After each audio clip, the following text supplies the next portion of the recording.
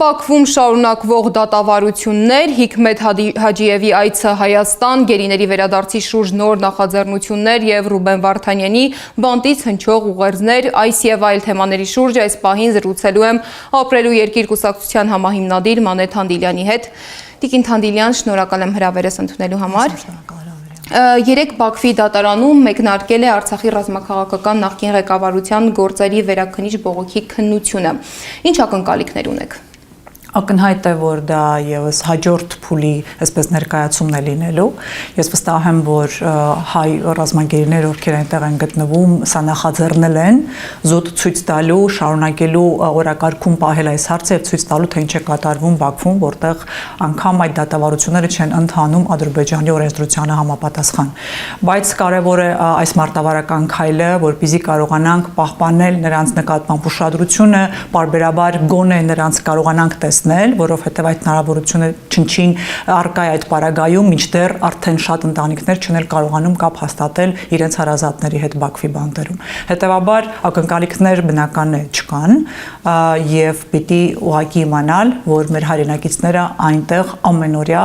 բարոյական, հոգեբանական ճնշման ներքո գոյություն են ունենում եւ մեր համար առաջնայինը պիտի լինի նրանց վերադարձը առանց նախապայմանների։ Տիկին Թանդիլյան, մի քանի օր առաջ Ադրբեջանի նախագահի օգնական Հիկմետ Հաջիևը Հայաստանում էր, ավելին Դիլիջանում հանդիպել է Արմեն Գրիգորյանի հետ։ Ինչու այս այցի մասին նախապես ոչինչ չի ասվում եւ ինչ եք կարծում, ինչու հանդիպման վայրը ընտրվեց հենց Դիլիջանը։ Ոչ միայն նախապես ոչինչ չի ասվում, այլև չի ասում, թե ինչի մասին են քննարկել անվտանգության խորհրդի նախագահը Հաջիևի հետ, եւ դա կարևորագույն տեղեկատվությունն է, որ պիտի կիսվեր հայ ժողովրդի հետ։ Ակնհայտ է, որ ընտրություններից հետո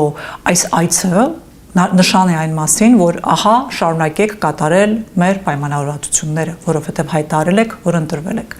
Եվ ցավալի է նաև արձանագրել, որ առաջին Պաշտոնյայի այց ադրբեջանական ղեկավարի, ադրբեջանական գործչի այց է Հայաստան,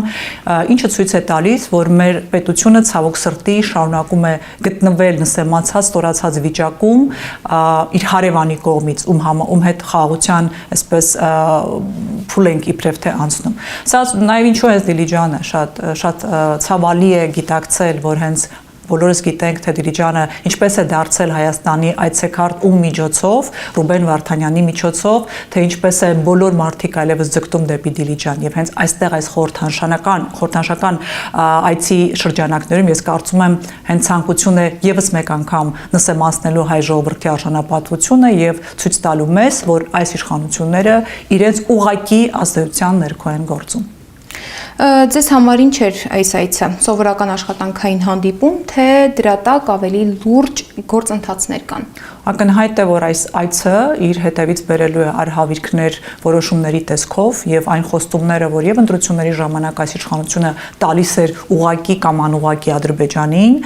պատրաստում են իրականություն դարձնել։ Մեզ համար պարզ է, որ ունեն պայմանավորվածություններ, որոնց մասին հայ ժողովուրդը տեղյակ չի եւ տեղյակ է մասամբ իրենց արած հայտարարությունների միջոցով, այլ ոչ ուղղակիորեն, եւ հիմա եկել են իրենց բաժին ավարը ստանալու ադրբեջանցիները եւ ստանալու են, եթե այս իշխանությունները շարունակեն պաշտոնավարել Հայաստանում։ Շատ կարճ հայտարարություններ տրվեց այցից հետո, թե ինչ էին քննարկում կողմերը, եթե խաղաղության գործընթացներ քննարկման կենտրոնական առանցքում։ Ձեզ չի թվում, որ խաղաղության մասին խոսելիս հասարակությունը իրավունք ունի մի փոքր ավելի շատ տեղեկություն ստանալ։ Դա իհարկե բնախադասությամբ կարելի է ասել, բայց խաղաղության մեջ ինչ է մտնում, ինչ են անում, ինչ են ակնկալում Հայաստանի իշխանություններից, Հայաստանի պետությունից, սահմանադրության փոփոխության մասին է պարբերաբար խոսում Նիկոլ Փաշինյանը, խոսվում է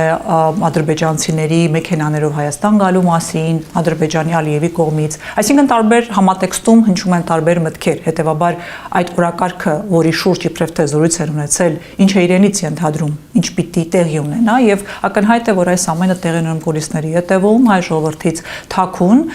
որից հետո նրանք աստիճանաբար այսպես օվերտոնի պատուհանի միջոցով կփորձեն հրամցնել հայ ժողովրդին իրենց պայմանավորվածությունները, ձևակերպելով դա խաղաղության ներքո, որովհետև այս ընտրություններում նրանք հենց դա էլ արեցին, փորձեցին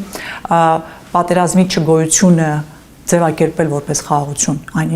այնինչ սպասվում է մեզ, շատ ավելի ծանր է եւ այս առումով այն խոստումները, որ այս իշխանությունը տվել է դրանց իրականացումը, մեզ բերելու է տարածքային կորուստներ, ել չեմ ասում բարոյազրկումը շարունակվելու է։ Ինչ եք կարծում, ինչու գերիների հարցը չի դառնում խաղաղության օրակարգի անբաժան մաս եւ դա ռազմավարական սխալ է, թե գիտակցված ընտրություն։ Դա մեր իշխանությունների անկարողության եւ առհասարակ ասելիք չունենալու խաղաղության օրակարգում ասելիք չունենալու դրսևորում է։ Չի լինում խաղաղություն, երբ որ դու ունես գերիներ մեկ այլ երկրի տարածքում ու հետ խաղաղություն ես պատրաստվում կնքել։ Սա ցույց է տալիս, որ ամեն բան Ադրբեջանի պայմաններով է, այլապես որևէ երկիր չի գնում այսպեսի, չի կարող գնալ այսպեսի խաղաղություն։ Այսպեսի խաղաղություն ուղղակի չի լինում։ Երկարաժամկետ կայուն խաղաղության անհրաժեշտություն կա եւ այն ինչ կատարվում է, սա ուղղակի խաղաղության իմիտացիա է։ Սա ընդհանրապես ցույց է տալիս, որ այն ինչ անվանվում է խաղաղություն, սա Ադրբեջանի օրակարգն է։ Այս ճանապարհով այլևս տարածքային ամբողջականությունը խաթարել Հայաստանի անել ինչ ուզում է եւ չունենալ որևէ տեսակի արձագանք Հայաստանի Հանրապետության կողմից։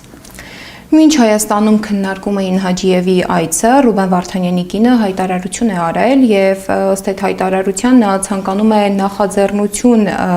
մարդասիրական պատվիրակություն ստեղծել, որը կայցելի Բաքու։ Ձեր գնահատմամբ նման նախաձեռնությունները կարող են իրական ազդեցություն ունենալ։ Չի ստացվում, որ ընտանիքները այսօր անում են այն, ինչ պետք է անի պետությունը։ Ընտանիքները այսօր ցավոք սրտի միայնակ են Ադրբեջանի պետության առջև եւ այն ուղերձը, որ Տիկին Վերոնիկա Զոնաբենդը հնչեցրել է եւ այն նախաձեռնությունը, որը փորձում է անել, արտացոլում է հենց այդ ուղերձը, որ իրենք անգամ տարական կապ չունեն իրենց ընտանիքի անդամների հետ շատերը եւ սա մարդասիրական այց է եւ նախաձեռնություն Նաև որը ցույց է տալիս, թե ինչ սարսափելի վիճակում են գտնվում այդ կապը ընդհատված Ադրբեջանում գտնվող հայ գերիների եւ իրենց ընտանիքների միջև եւ չկա որևէ պետական ինստիտուցիոնալ մարմին, ով զբաղվում է այդ հարցով։ Դուք գիտեք, որ դիմել էին Հայաստանի մարդու իրավունքների պաշտպանին, Ադրբեջանի մարդու իրավունքների պաշտպանին, այսինքն այլևս ընդհատված է այդ կապը եւ առհասարակ նրանց ուղղությամբ որևէ գործողություն։ Եվ ես երբ որ ասում եմ, որ այս իշխանությունը ուղղակի շահառուն է այդ մարդկանց այնտեղ պահելու, սա դրա առհավատչան է։ Ես չեմ կարող ասել ինչ հաջողություն կունենա, ես իհարկե շատ կուզեմ, որ զուտ մարդկայնորեն եւ բարոյական հոգեբանական առումով ընտանիքները գոնե ինչ որ ձևի բավարարություն ստանան, եթե նախաձեռնությունը կիրականանա, բայց ես այդքան լիահույս չեմ, որ Ադրբեջանը անգամ մարդասիրական նման այցի հնարավորություն կտա, բայց նույնիսկ եթե դա լինի, սա զուտ մարդկային մարդասիրական գործողություն է, որ նրանք ընդհանրապես շփվեն իրենց հարազատների հետ, ում տարիներով չեն տեսել։ Տիկին Թանդիլյան, հանրության մի մասը կարծում է, որ այս այցելությունը կարող է խթանել փոխադարձ այդ բարեկամությանը, դուք ինչ կասեք։ Խթանել։ Տեսեք, ես վստահ եմ, որ նախաձեռնությունը առաջ բերելիս նրանք առաջնորդվել են զուտ իրենց ընտանիքի անդամներին տեսնելու, նրանց հետ շփվելու, գրկելու ցանկությունից։ Հիմա հետևանքները ինչպիսին կլինեն, դրական, բացասական, ընդհանրապես չեն լինի, կամ առհասարակ սա տեղի կունենա, թե չէ, ասել չեմ կարող, բայց այն, որ այս մարդիկ կարիք ունեն իրենց հարազատներին տեսնելու եւ այստեղ է մարդկային ողբերգության ճիճը, մենք դա պիտի լսենք այս նախաձեռնությունից ու հասկանանք, թե ինչ է կատարվում, երբ որ ամենօրյա ռեժիմով նրանք այդ մասին չեն խոսում, զսպում են իրենց ընտանիքներում են պահում իրենց հույզերը, մենք պիտի հասկանանք, որ թվի յետևում մարդկային ճակատագրեր են, երբ որ ասում ենք առնվազն 19 հայ գերի, դրանք մարդկային ճակատագրեր են, խեղված ընտանիքների ճակատագրեր, թոռների, երեխաների, սերունդների, մեր, իմ, ձեր, որովհետև մենք տեսնում ենք, թե ինչպես են վարվում մեր հայրենակիցների հետ Ադրբեջանում, եւ սա փորձել անտեսել, ուշադրություն չդարձնել, նշանակում է չհասկանալ մարդկային էությունը, եւ դրա հետևանքով առաջացած վերաբերմունքը բոլոր գործընթացներին, որոնք տեղի են ունենում։ Վարդանյանը վերջին ժամանակներում հաճախ է ուղերձներ հղում բանտից ու վերջին ուղերձը բավական կոշտ էր թե Փաշինյանի, թե Փաշինյանի կառավարության հասցեին։ Ադրբեջանական բանտում գտնվող մարդու յուրաքանչյուր խոսք բնականաբար ստուգվում է, վերահսկվում է։ Ձեր կարծիքով ինչպես ստացվեց, որ նման կոշտ հայտարարությունները հրապարակային դարձան։ Այդպիսի հայտարարություններ եւ տարբեր հայտարարություններ Ռուբեն Վարդանյանը տարբեր փուլերում արել է եւ իր ընտանիքին հետ շփվելու հատկացած ժամանակը նա հաճախ օգտագործում է այդ նպատակով յուրաքանչյուր այնտեղ գտնվող անձ երբ որ խոսում է ընտանիքի հետ, հնարավորություն ունի ասելու ինչ ցանկանում է, նա այդ ճանապարհն է ընտրել նաև պայքարելու, որովհետև ակնհայտ է, որ նրանց միայնակ են թողել այնտեղ։ Եվ Ռուբեն Վարդանյանի խոսքը հենց այդպես պիտի լսել, որ մենք ընտրում ենք իշխանություն եւ այն իշխանությունը, որ գոյություն ունի Հայաստանում, որը կարող է վարվել այնպես, ինչպես վարվում է մեզ հետ, առանց հասկանալու դրա հետևանքները։ Դուք գիտեք, որ նմանատիպ ուղերձներ եւ խոսքեր այնտեղից հնչեցնում են տարբեր նաեւ հայ գերիներ, Դավիթ Բաբայան, Դավիթ Իշխանյան, տարբեր մարդիկ փորձում են այնտեղից մեզ լուր տալ, թե ինչ է կատարվում եւ մենք ինչպես պիտի վարվենք։ Ես շատ կարեւոր եմ գնահատում այս ուղերձները, որովհետեւ դա պահի տակ նույնիսկ սթափեցնում է հայ ժողովրդի թմբիրի մեջ գտնվող վիճակը։ Ես ցավում եմ, որ այնտեղից նրանք այդ դժվարությունները հաղթահարելով են դա անում, դուք պատկերացրեք դրանից հետո ինչպիսի հալածանքների են նրանք ենթարկվում։ Դուք գիտեք, որ Ռուբեն Վարդանյանին արգելել էին անգամ աստվածաշունչ ունենալ, եւ սա ծայրահեղ հոգեբանական ճնշում է եւ հետապնդում, եւ այս առումով նրանք անցնելով այդ դժվարությունների միջոցով մեզ փորձում են հույս տալ եւ գոտեպնդել։ Մենք միայն սա պիտի լսենք եւ հասկանանք, թե մենք այստեղ գտնվելով ինչ ենք անում մեր երկիրը ամրացնելու, մեր բարոյահոգեբանական վիճակը շտկելու եւ մեջքը ուղղելու համար։ Ինչ եք կարծում, Բաքուն ինչ է ուզում սրանով ասել, որ թույլ է տալիս, որ Բաքվի նման հայտարարություններ հնչեն։ Ինչպես ասացի, սա իրենց ընտանիքին հատկացված ժամանակն է եւ այդ ժամանակը դու գիտեք նաեւ խոսքի ժամանակ մեկի ժամանակ Ռուբեն Վարդանյանին ընդհատել էին դժվարությամբ էր տեղ հասցնում միտքը, եթե հիշում եք այդ ձայնագրությունը մենք լսում ենք, որ թույլ չէին տալիս շարունակել, որովհետև նա այդ նաև նյութում խոսում էր, որ դիմել է Ադրբեջանի ՄԻՊ-ին, այսինքն բարդությունների միջով են անցնում, բայց նրա ասելիքը դա է, նրան հատկացած ժամանակը իր ընտանիքի հետ նա խոսում է այն, ինչ նպատակահարմար է գտնում եւ փաստացի, սա գիտեք որ Կարմիր խաչն ընդեղ էր եւ նրանք չեն կարող թույլ չտալ նրանց շփվել այդ փուլում, հիմա ավելի դժվար, ավելի դանդաղ է տեղի ունենում, բայց եւ այնպես կրկնում եմ, նա օգտագործում է իրեն հատկացված ժամանակը ուղերձներ տալու եւ մեզ մեսեջներ հասցնելու, որ մենք կարողանանք այստեղ հասկանալ ինչ է կատարվում եւ ինչ անել։ Եթե հնարավորություն տրվի, որ դուք էլ այցելեք Բաքու, կայցելեք տեսակցելու։ Անպայման։ Ինչ ունեք ասելու Ռուբեն Վարդանյանին այս ներքաղաքական իրավիճակից հետո։ Որ իրեն հիշում են, իրեն սիրում են, իրեն սպասում են ու ամեն օր տեսանելի, անտեսանելի ջանք է գործադրվում, իրական հայրենասերների մարդկանց կողմից ով հասկանում են թե ովքեր են գտնվում այնտեղ եւ որ ոչ մի հայ մարդ չպիտի գտնվի ադրբեջանական բանտում եւ որ պայքարը շարունակվում է եւ այո դժվար է որովհետեւ այս իշխանությունների մասին ենք խոսում ովքեր արդեն բռնապետական ճանապարհով են տանում Հայաստանը